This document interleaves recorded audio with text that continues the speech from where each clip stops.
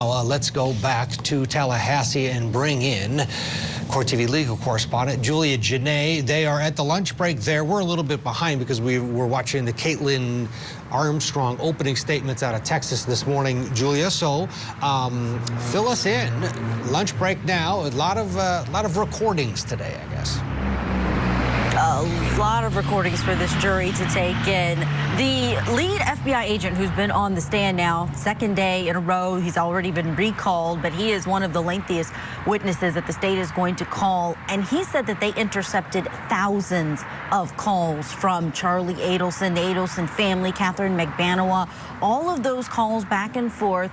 And this started because of a bump that the FBI did where they shook things up. They had someone approach Donna Adelson as if they were a blackmailer to see how these parties would act. And I think this jury looks at this in a different lens, perhaps, than we have been looking at this all along, because it's in this trial that we learned that the defense theory, what Charlie Adelson is going to be arguing in front of this jury in closing arguments, is that he was already being blackmailed by Sigfredo Garcia and Katherine Magbanua, so this bump would have been a second attempt at a blackmail. But we're hearing the phone conversation that he had with Katherine Magbanua after his mom was approached. He wants Katie to call the number on the piece of paper that was given by that undercover agent.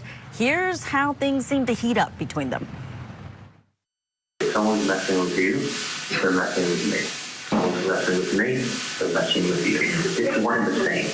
So what I'm saying is, find out who the doesn't work. If you can get a wall and go to different offices, call the number. See if the number works. Bottom line.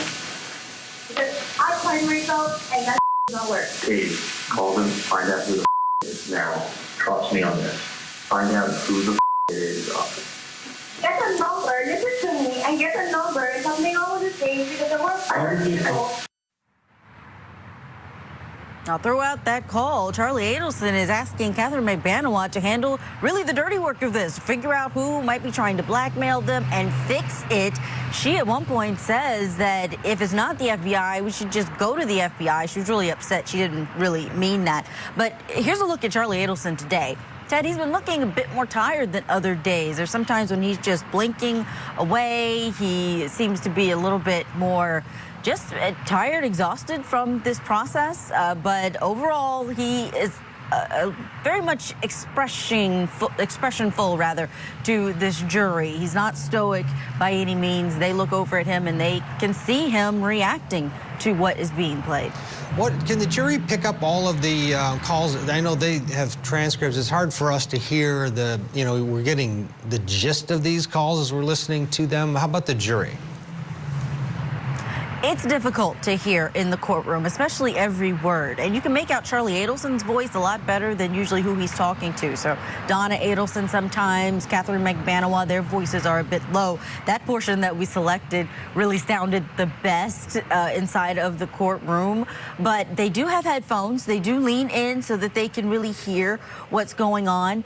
And what seemed to be the most difficult for them to hear, but was enhanced by officials, was the Dolce Vita restaurant recording where Charlie and Katherine were meeting after that bump, and he's talking to her about what she should do if the police are onto them. If she gets approached, then she should just say, charge me. If not, I don't talk to police. But here's some of the transcript that we were able to put into a full screen to show our viewers because it is so difficult to hear.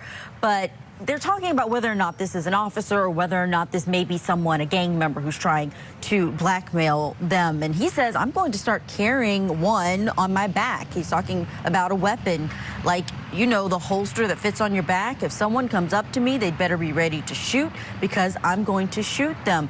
And this is the guy who's going to be telling this jury that he was scared for his life already, and he had been blackmailed for 2 years.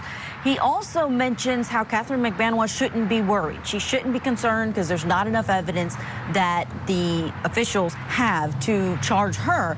And he says to her, your connection to my family is not my mom. The mom was the one who was bumped by the police. Like, yeah, you work for the office because that's where the checks are from. And just because you come in and work on weekends, which I trust that you do because I'm never there when I see you, you tell me to do it. You tell me you do it, rather, and the place looks clean, so you get your checks. You clean up, whatever.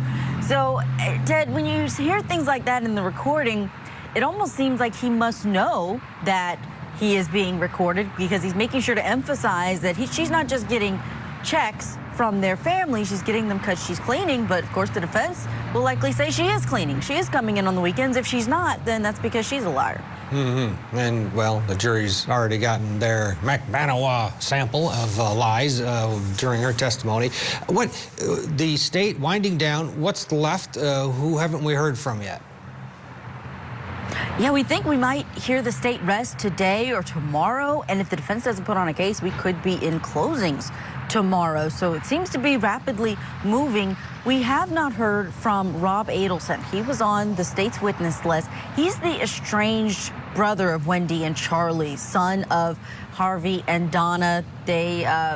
We understand just from other things that he's come out publicly and said about the family that there have been some strains in their relationship in the way that his mother was meddling in his life. Not sure what he could add to this case in terms of the evidence. At this juncture, could he be a rebuttal witness? But we haven't heard from him. We also haven't heard from Sigfredo Garcia, who was also on the witness list, but it was going to be hard to believe that he was going to testify because he hasn't testified before. He's got an ineffective assistance of counsel appeal that's pending, but he is that second convicted hitman in this case. Yeah. All right, Julia Janae at the courthouse there.